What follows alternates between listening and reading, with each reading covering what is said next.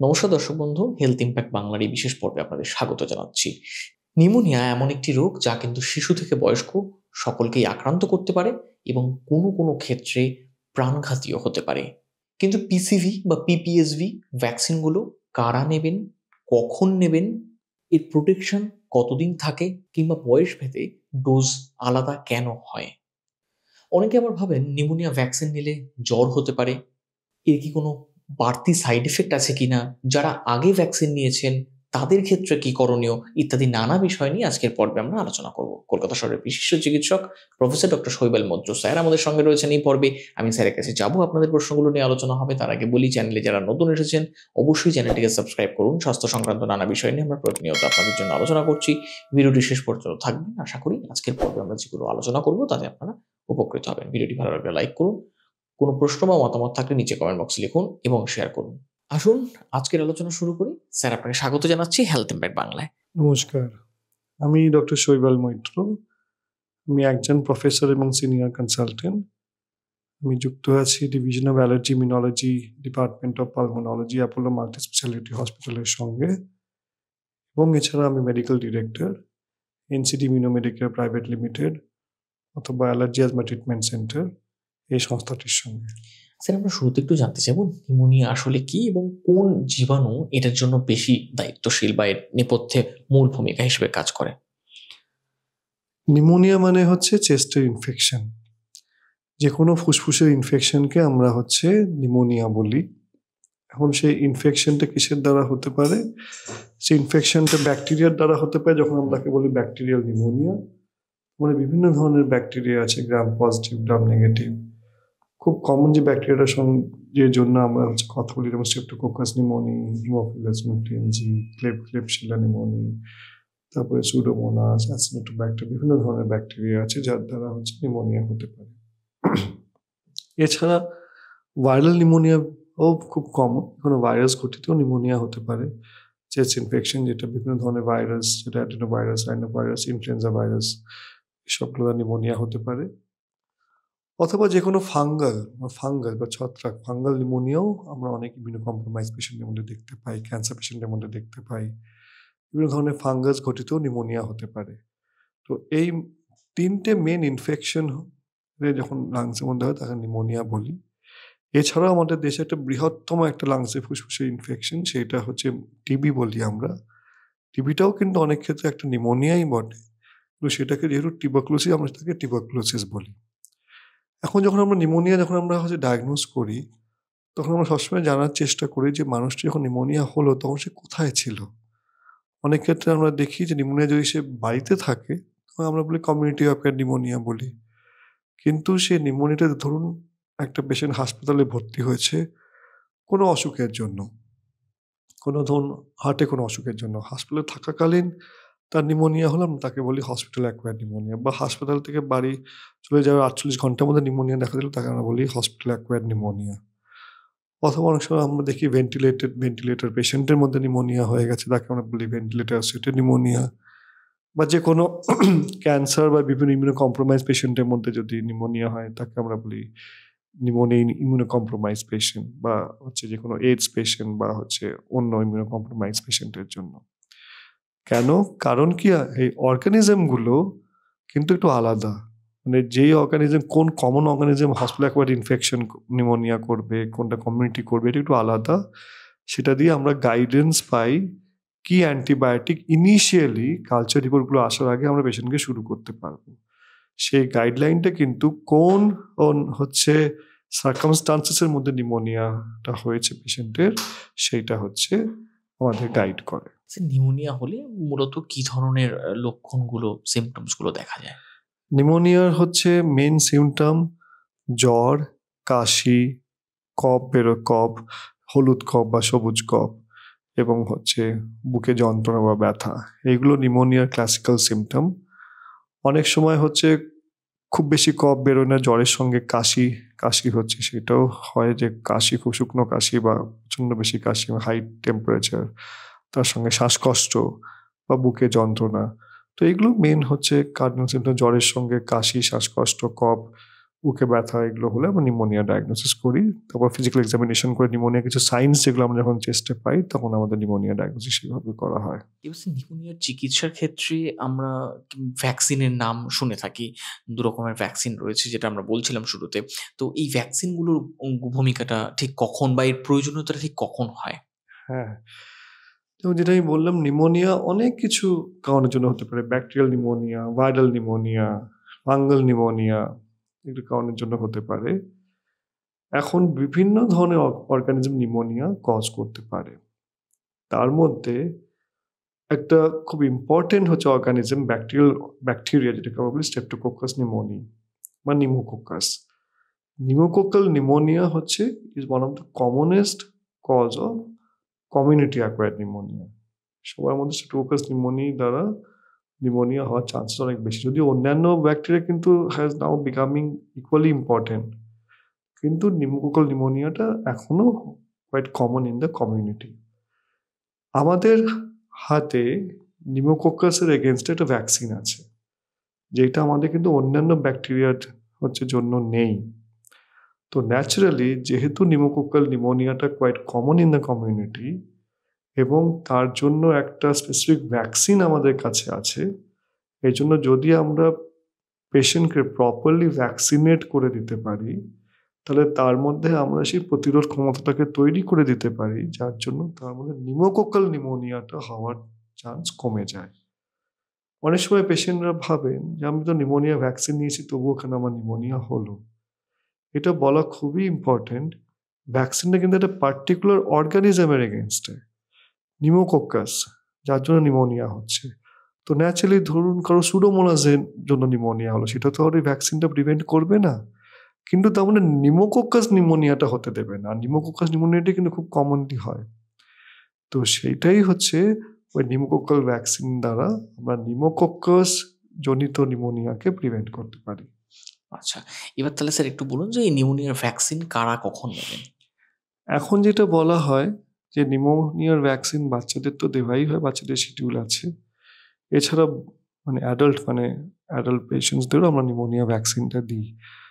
তো ন্যাচারালি এখন হচ্ছে অল এজ রেঞ্জ যে নিউমোনিয়া ভ্যাকসিন দেওয়া হয়, রাইট ফ্রম চিলড্রেন টিল হচ্ছে এজেড পেশেন্ট, সব এজ রেঞ্জেই এখন নিউমোনিয়া ভ্যাকসিন দেওয়া হয়। যারা ক্রনিক ডিজিজে ভুগছেন, ডায়াবেটিস, কিডনি, হার্ট কিংবা সিওপিডি সমস্যায় ভুগছেন কিংবা যাদের ইমিউনিটি প্রবলেম রয়েছে, তাদের ক্ষেত্রে কি ভ্যাকসিন নেওয়াটা কতটা নিরাপদ বা তারা কিভাবে ভ্যাকসিন নিতে পারেন? যেটা আমরা সবসময় বলে থাকি, 50 বছরের ঊর্ধ্বে যে পেশেন্টরা আছে তাদের কোনো অসুখ না থাকলেও তাদেরকে ভ্যাকসিনেট করতে হবে, মাস্ট। কারণ তাদের মধ্যে ইনফেকশন থেকে নিজেকে রক্ষা করার ক্ষমতাটা একটু কমে যায়। যাদের 19 থেকে 49-এর মধ্যে যাদের বয়স, তাদের মধ্যে আমরা বলি যদি তাদের মধ্যে কোনো ক্রনিক ডিজিজ থাকে, যেমন যে আপনি যেগুলো বললেন, ধরুন ক্রনিক লাং ডিজিজ যেমন অ্যাজমা, সিওপিডি, ব্রঙ্কিওলাইটিস বা আইএলডি, বা তাদের মধ্যে কোনো ক্রনিক কিডনি ডিজিজ আছে বা ক্রনিক লিভার ডিজিজ আছে, বা তার কোনো আর্টারি ডিজিজ আছে, বা সেই পেশেন্টের ডায়াবেটিস আছে, বা সেই পেশেন্টের কোনো কারণে স্টেরয়েড নিতে হয় রেগুলারলি, ইমিউনো কম্প্রোমাইজড। সো এই সমস্ত পেশেন্টদের কিন্তু নিউমোনিয়া ভ্যাকসিনটা দেওয়া বাধ্যতামূলক। কারণ কি, তাদের বয়সটা কম হলেও যেহেতু ক্রনিক ডিজিজের জন্য তারা কিন্তু is more susceptible to pneumococcal pneumonia, এই জন্য তাদের মধ্যে নিউমোনিয়া ভ্যাকসিনটা দেওয়া প্রয়োজন। আর এছাড়া বাচ্চাদের মধ্যে শিডিউল আছে নিউমোনিয়া ভ্যাকসিন দেওয়া, তাদের মধ্যে ডেফিনেটলি নিউমোনিয়া ভ্যাকসিনেশন শিডিউল অনুযায়ী তাদের দেওয়া উচিত। এখন ফাইনালি আসছে যাদের 19 থেকে 49 বছর যাদের বয়স, ধরুন তারা একদম হেলদি আছে, তাদের মধ্যে কি নিউমোনিয়া ভ্যাকসিন দেওয়া উচিত কি উচিত নয়। স্ট্যান্ডার্ড গাইডলাইন অনুযায়ী তাদের মধ্যে নিউমোনিয়া ভ্যাকসিনটা নেওয়া বাধ্যতামূলক নয়, ইটস অ্যান অপশন, ঠিক আছে, অপশনাল। কিন্তু অনেক ক্ষেত্রে দেখা যায় যে পেশেন্টরা যদি ডাক্তারের সঙ্গে পরামর্শ করে, সে ডাক্তার যদি মনে করে না এই পেশেন্টকে আমার ভ্যাকসিনেট করে দেওয়া উচিত, তখন সে ডাক্তার ডিসিশন নেয় on case to case basis, সেই পেশেন্টকে নিউমোনিয়া, ইয়াং পেশেন্টকে নিউমোনিয়া ভ্যাকসিনটা দেওয়ার ক্ষেত্রে। আচ্ছা স্যার, বড়দের ক্ষেত্রে এই ভ্যাকসিন নেওয়ার গাইডলাইনটা ঠিক কি? মানে 5 বছর অন্তর কি বুস্টার দেওয়া প্রয়োজন? নিউমোনিয়া ভ্যাকসিন এখন 2 রকমের, একটা পিসিভি, একটা পিপিএসভি। এখন দুটো আলাদা একটু ধরনের ভ্যাকসিন। এখন সেইটা সম্মিলিত কাজটা একই করে, কিন্তু যেমন পিসিবিতে আমরা দেখি পিসিবি 13 বা পিসিবি 20। এই 13 বা 20 জিনিসটা কি? 13 বা 20 হচ্ছে কতগুলো সিরোটাইপস হচ্ছে ওই ভ্যাকসিনটার মধ্যে আছে। এই যে নিউমোনিয়া যে ব্যাকটেরিয়া যেটা আমরা বললাম, এই ব্যাকটেরিয়াগুলো বিভিন্ন ধরনের সিরোটাইপস আছে। যেমন ধরুন আমাদের হচ্ছে আমরা হচ্ছে যেমন আমরা ভারতবর্ষের তো সবাই আমরা হচ্ছে মানুষ, হিউম্যান বিং, কিন্তু ন্যাচারালি একজন বাঙালি একটু আলাদা, একজন নর্থ ইন্ডিয়ান একটু আলাদা, একজন সাউথ ইন্ডিয়ান একটু আলাদা। এই যে স্মল ডিফারেন্সেস যেগুলো আছে ব্যাকটেরিয়াদের মধ্যেও সেরকম হয়, সেগুলোকে বলা হয় বিভিন্ন সিরোভার্স বা সিরোটাইপস। এখন ইউজুয়ালি দেখা যায় যে আমাদের কমিউনিটির মধ্যে কোন কোন সিরোটাইপগুলো মেনলি প্রিভ্যালেন্ট, এটা কিন্তু কমিউনিটি হচ্ছে একটু ভেরিয়েশন থাকে। ইউজুয়ালি দেখা গেছে যে পিসিবি 13 সেটার মধ্যে মেজর সব কটা সিরোটাইপ যেটা আমাদের হচ্ছে এখানে প্রিভ্যালেন্ট, সেটা কিন্তু আছে কয়েকটা বাদ দিয়ে। কিন্তু পিসিবি 20 যেটা আমাদের 20টা সিরোটাইপস আছে, তার মধ্যে সবকটা প্রিভ্যালেন্ট সিরোটাইপসগুলো কিন্তু ইনক্লুডেড আছে। তো ন্যাচারালি তো হচ্ছে আইদার ইট ইজ পিসিবি 13 বা পিসিবি 20। আরেকটা হচ্ছে কনজুগেট আরেকটা ভ্যাকসিন আছে যেটাকে বলে পলিস্যাকারাইড ভ্যাকসিন বা পিপিএসবি 23। পিপিএসবি 23-র মধ্যে 23টা সিরোটাইপ আছে, কিন্তু যেহেতু এটা পলিস্যাকারাইড ভ্যাকসিন, এইটা কিন্তু মানে অতটা হচ্ছে ইমিউনিটি দিতে পারে না যাদের মধ্যে হচ্ছে আপনার আর কোনো ক্রনিক কন্ডিশন আছে বা 50 বছরের ওপরে যাদের, তাদের মধ্যে কিন্তু সেটাকে ইউজুয়ালি দেওয়া হয় অ্যালং উইথ দ্য হচ্ছে কনজুগেট ভ্যাকসিন পিসিবি 13। তো ন্যাচারালি যদি আমরা কাউকে পিসিবি 13 দিচ্ছি, তাহলে তাকে হচ্ছে এন্টায়ার জিনিসটা কভার পুরো করে দেওয়ার জন্য পিসিবি 13-এর সঙ্গে আমরা পিপিএসবি 23 দেওয়া হয়।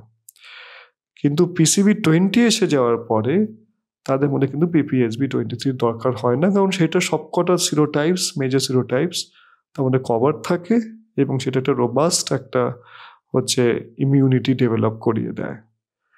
এখন আমরা কি বলি, এখন আমরা সবসময় যেটা বলি, যাতে আগে ধরুন পিসিবি 20 তো রিসেন্টলি এখন আমাদের দেশে এসেছে অ্যাডাল্টসদের জন্য, পিসিবি 13টাই ছিল, যেটা হচ্ছে আমাদের বলা হতো যারা 50 বছরের ঊর্ধ্বে তাদের ইউজুয়ালি পিসিবি 13 একটা ডোজ, তার 1 বছর পরে পিপিএসবি 23 সেটা হচ্ছে দিয়ে জিনিসটা কমপ্লিট করা হয়। যাদের মধ্যে আপনার শুধু হচ্ছে ইয়াং, যারা 50 বছরের কম, তাদের মধ্যে দুটো অপশন আছে। একটা হচ্ছে যারা হেলদি, তাদের মধ্যে যদি কোনো ভ্যাকসিন দিতে হয় তাদের শুধু পিপিএসবি 23 দিলেই যথেষ্ট। যাদের মধ্যে কোনো ক্রনিক ডিজিজ আছে, যেমন সিকেডি, ডায়ালিসিস পেশেন্ট বা হচ্ছে লিভার ডিজিজ বা ক্রনিক লাং ডিজিজ যাদের আছে, তাদের মধ্যে পিসিবি 13 1 বছর পরে পিপিএসবি 23 এই রেজিমেন্ট দিলে এন্টায়ার পুরো হচ্ছে ডিজিজ স্পেকট্রামটা কভার হয়ে যায়। তবে পিসিবি 20 এসে যাওয়ার পরে আর ওই দুটো ভ্যাকসিনের হচ্ছে ওই যে শিডিউলটা ওইটা দরকার হয় না, একটাই শুধু PCV 20 once for lifetime, সেটা হচ্ছে অ্যাডিকুয়েট হয়। এখন ধরুন হচ্ছে যে পেশেন্ট কোয়াইট ইমিউনো কম্প্রোমাইজড, ধরুন তার হচ্ছে আপনার chronic kidney disease, severe chronic kidney disease, তার ডায়ালিসিস চলছে, বা কোনো ক্যান্সার পেশেন্টের তা হচ্ছে অ্যান্টি ক্যান্সার মেডিসিনস চলছে, তাদের মধ্যে যদি পিসিবি 13 এবং 1 বছর পরে পিপিএসবি 23 দিয়েছে, তখন সেই পেশেন্টের একটু বুস্টারিং দরকার হয়। ইউজুয়ালি 5 ইয়ার্স পর একটা পিপিএসবি 23 তাদের মধ্যে দিয়ে দেওয়া হয়, যদি তার আগে তার হচ্ছে পিসিবি 13 এবং পিপিএসবি 23 সে পেয়েছে। সেটাও ডিসাইডেড হয় কেস টু কেস বেসিসের ওপরে, এবং সেটা সেই ডাক্তার যে দেখছেন সে ডিসাইড করেন। পিসিবি 20-র পরে বুস্টারিংয়ের এখনও সেভাবে কোনো রিপোর্ট নেই যে বুস্টারিংয়ের প্রয়োজন আছে, সেটা এখনও কোনো সেভাবে রিপোর্ট নেই। পিসিবি 20 একটা দিলে এনাফ। তবে যেহেতু ব্যাকটেরিয়াল ডায়নামিক্সগুলো চেঞ্জ হয়, it is a evolving dynamic system, change হচ্ছে, ব্যাকটেরিয়াগুলো নিজেকে হচ্ছে ইভলভ করছে আমাদের সঙ্গে সঙ্গে। তো ন্যাচারালি ভ্যাকসিনেশন গাইডলাইন্সগুলো কিন্তু হচ্ছে ইভলভ হয়। তার মানে আজকে যে গাইডলাইন নিশ্চয়ই 5 বছর পরে সেই গাইডলাইন থাকবে না, কারণ ডিজিজ ডায়নামিক্সগুলোই চেঞ্জ হয়ে যাচ্ছে। ইভলভিং গাইডলাইন্সের উপরে disease dynamics, disease schedules, disease মানে ভ্যাকসিনেশন শিডিউলসগুলোও চেঞ্জ হতে থাকে। সেটা আপনার যিনি সুচিকিৎসক তিনি হচ্ছে বলে দেবেন কি হতে পারে। এখন অ্যাট প্রেজেন্ট আজকের দিনে দাঁড়িয়ে PCV20 একটা vaccine is enough for adults. আচ্ছা, এবার স্যার একটু জানতে চাইবো যে আগে যদি নিউমোনিয়া হয়ে থাকে তাহলে তাদের ক্ষেত্রে কি আলাদা কোনো শিডিউল লাগে? যদি কারো নিউমোনিয়া, দেখুন ভ্যাকসিনেশন দেওয়া মানে কি, ভ্যাকসিনেশন দেওয়া মানে আমাদের ইমিউন সিস্টেমটাকে সে ব্যাকটেরিয়াটা দিয়ে হচ্ছে চেনাচ্ছি। যখনই সে চিনে গেল তখন সে তার এগেনস্টে অ্যান্টিবডি তৈরি করে দিল, যাতে সে রিপিট আবার যদি হচ্ছে পেশেন্টের যদি নিউমোনিয়া হয় তো ব্যাকটেরিয়া যদি ঢোকে তখন সে ইমিডিয়েটলি যাতে সেটাকে ট্যাকল করতে পারে। এখন বডি সেই হচ্ছে ব্যাকটেরিয়াটাকে চিনছে কেমন করে, আইদার আমরা আর্টিফিশিয়ালি হচ্ছে একটা ভ্যাকসিন দিয়ে তাকে চেনাচ্ছি, অথবা সেই পেশেন্ট ধরুন আগে অলরেডি নিউমোনিয়া হয়ে গেছে, স্ট্রেপ্টোকোকাল নিউমোনিয়াই হয়ে গেছে, তো বডি অলরেডি সেটা চিনে গেছে, চিনে গিয়ে কিছু প্রোটেক্টিভ অ্যান্টিবডি বডি অলরেডি তৈরি করে রেখেছে। কিন্তু অনেক সময় আমরা দেখি সেই অ্যান্টিবডিসগুলো এনাফ হয় না। তো যখনই আমরা তাকে যদি আবার আমরা একটা নিউমোনিয়া ভ্যাকসিন দিই, ধরুন PPSV23 আবার আমরা একটা দিলাম, তখন কিন্তু ইমিউন সিস্টেমটা আরও বেশি রিফাইন্ড হয়ে যায়। যত বারবার ইমিউন সিস্টেম একটা অর্গানিজমকে সেটা বারবার এনকাউন্টার করবে, সে তত নিজেকে কিন্তু শার্পেন করবে ওই হচ্ছে ব্যাকটেরিয়া এগেনস্টে। মানে যেই হচ্ছে অ্যান্টিবডিসগুলো সে প্রথমে তৈরি করেছিল, পরের দিকের অ্যান্টিবডিগুলো কিন্তু আরও ফাস্ট অ্যাক্টিং হয়, আরও স্পেসিফিক হয় এবং আরও স্ট্রং হয়। তো ন্যাচারালি স্ট্রেংথ অফ দ্য ইমিউনিটিটা কিন্তু আরও বাড়ে। তো ন্যাচারালি যদি কারো আগে নিউমোনিয়া হয়েও থাকে তাকেও কিন্তু ভ্যাকসিন নিয়ে নেওয়া উচিত। আর সেখানে হচ্ছে আইদার এতদিন আমরা PPSV23 দিতাম, কিন্তু এখন যেহেতু PCV20 এসে যা পড়েছে একটা PCV20 সে নিয়ে নিতেই পারে, শিডিউল তার চেঞ্জ হয় না। তাই নিউমোনিয়া হোক চাই না হোক হিস্ট্রি নিয়ে কোনো হচ্ছে ম্যাটার করে না, আমরা শুধু বয়স আর তার হচ্ছে সঙ্গে আনুষঙ্গিক কোমরবিডিটি বা ডিজিজ কন্ডিশন দেখি কি আছে, অ্যাকর্ডিংলি দেখে আমরা ভ্যাকসিনটা দিয়ে দিই। এখানে স্যার একটা জিজ্ঞাসা যে ভ্যাকসিন নেওয়ার কতদিন পরে শরীরে প্রোটেকশন তৈরি হয় এবং সেটা কতদিন স্থায়ী থাকে? এটা ডিপেন্ড করে, this is very much dependent. দেখুন হচ্ছে ভ্যাকসিনেশন দেওয়ার পরে ইউজুয়ালি সেখানে কিছু হচ্ছে মেমোরি সেল তৈরি হয়, যে মেমোরি সেলগুলো কিন্তু হচ্ছে আপনার ওই অ্যান্টিবডি, প্রথমে অ্যান্টিবডি তৈরি হয়, তারপর তাতে মেমোরি সেল তৈরি হয়, এভাবে টি সেল তৈরি হয়, সেভাবে জিনিসটা হয়।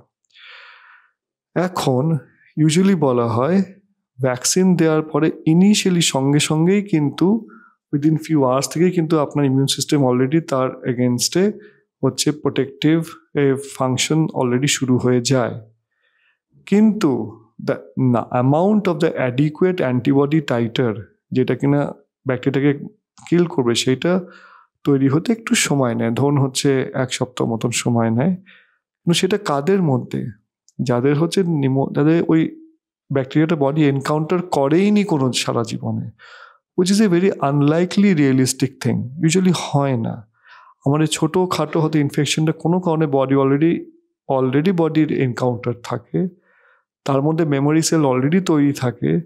তো ন্যাচারালি যখনই আমরা ভ্যাকসিনটা দিই ইমিডিয়েটলি মেমোরি সেলগুলো উইদিন ফিউ আওয়ার্স অ্যাক্টিভেট হয়ে সে অ্যান্টিবডি তো তৈরি করে দেয়।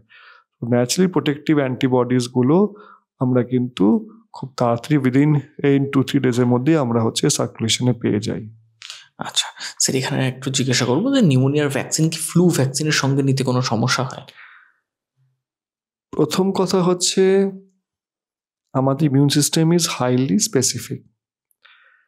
এখন দেখুন আমি ধরুন এই সময় বসে আছি বা আপনি বসে আছেন, আপনি ধরুন এই প্রোগ্রামটা শুনছেন, আপনার শরীরের মধ্যে নিঃশ্বাসের দ্বারা কিন্তু অসংখ্য ব্যাকটেরিয়া শরীরের মধ্যে ঢুকছে এবং ইমিউন সিস্টেম কিন্তু প্রতিটি ব্যাকটেরিয়াকে চিনে চিনে সেগুলোকে হচ্ছে শেষ করে দিচ্ছে, আপনার মধ্যে অসুখ হতে দিচ্ছে না। ইট ইজ দ্যাট হচ্ছে ফাস্ট, দ্যাট স্পেসিফিক এবং এতটাই হচ্ছে মানে মানে এতটাই হচ্ছে জিনিসটা হচ্ছে ওয়েল অর্কেস্ট্রেটেড।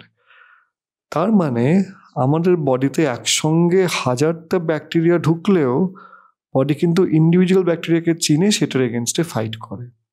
তো ন্যাচারালি ভ্যাকসিনেশন যদি আমরা দিচ্ছি, সেটা তো আমরা ব্যাকটেরিয়াটাকে তো বডিতে দিচ্ছি, তা একসঙ্গে আপনি 1টাই দিন কি 10টাই দিন, তাতে বডি কিন্তু ইকুয়ালি ইন্ডিভিজুয়ালকে হচ্ছে চিনবে এবং তার এগেনস্টে ফাইট করবে।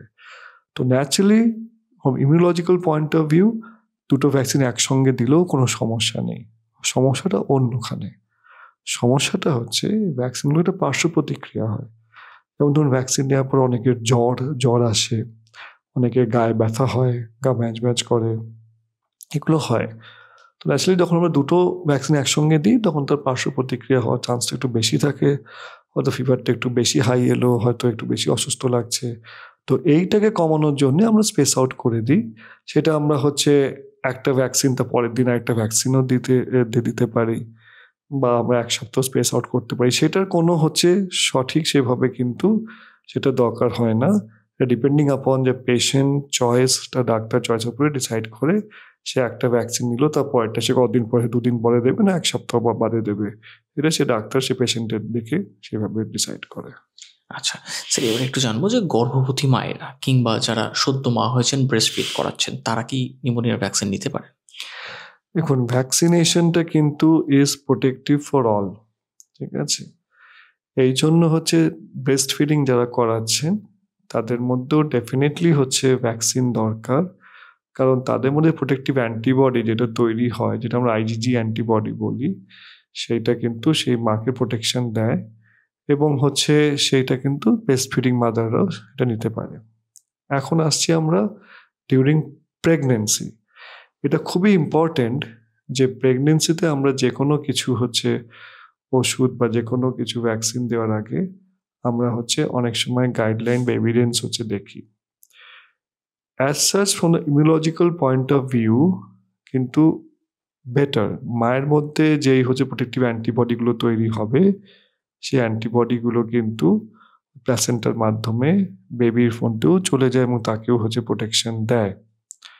তবে সমস্যাটা হচ্ছে যে পার্শ্ব প্রতিক্রিয়া বা সাইড এফেক্ট বা অ্যান্টিবায়োটিক রিলেটেড হচ্ছে যদি কোনো হচ্ছে অ্যালার্জিক রিয়াকশন হয়, সেইটা হলে কিন্তু তখন ধরুন অ্যানাফাইল্যাক্সিস হলো বা পেশেন্ট বা সেই মায়ের ধরুন কোনো একটা সিভিয়ার রিয়াকশন হলো, তখন কিন্তু তার ডেভেলপিং বেবির এফেক্ট হতে পারে। সেই ক্ষেত্রে দেখা হয় যে কিছু ভ্যাকসিনের হচ্ছে রিস্ক বেনিফিট রেশিও সেটা দেখে তার বেনিফিটটা বেশি না রিস্কটা বেশি, সেক্ষেত্রে বেনিফিটটা বেশি হলে বেশ কিছু ভ্যাকসিনেশন যেমন মিজলস ভ্যাকসিন, এসব ভ্যাকসিন আমরা হচ্ছে ডেভেলপিং মাদারকে দিই। নিউমোনিয়ার ক্ষেত্রেও তাই, যদি তার মায়ের মধ্যে দেখা যায় যে নিউমোনিয়ার হচ্ছে হওয়ার চান্সটা হচ্ছে হেলদি মাদার তার মধ্যে চান্স অত বেশি নেই, তো ন্যাচারালি তাকে আমরা হচ্ছে নিউমোনিয়া ভ্যাকসিন দেব না।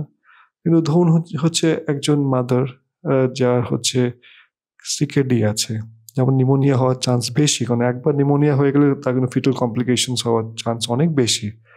সেই ক্ষেত্রে কিন্তু আমরা মাদারকে নিউমোনিয়া ভ্যাকসিন আমরা দিয়ে দিই, যাদের হচ্ছে যে হাই রিস্ক হচ্ছে প্রেগনেন্ট ওমেনদের মধ্যে নিউমোনিয়া ভ্যাকসিন দিয়ে দেওয়া হয়। আচ্ছা স্যার, এবার একটু জানবো যে স্মোকার বা যারা ফুসফুসের রোগী তাদের ক্ষেত্রে এই ভ্যাকসিন কেন গুরুত্বপূর্ণ?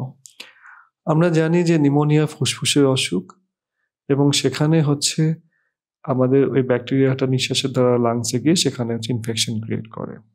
আমাদের লাংসের মধ্যে ইনফেকশন ক্লিয়ার মেনলি এয়ারওয়েজের মধ্যে হয়, সেটার জন্য আমাদের হচ্ছে ফুসফুসের শ্বাসনালীগুলোকে হচ্ছে সঠিকভাবে সেটা কার্যকরিতা খুবই প্রয়োজনীয়।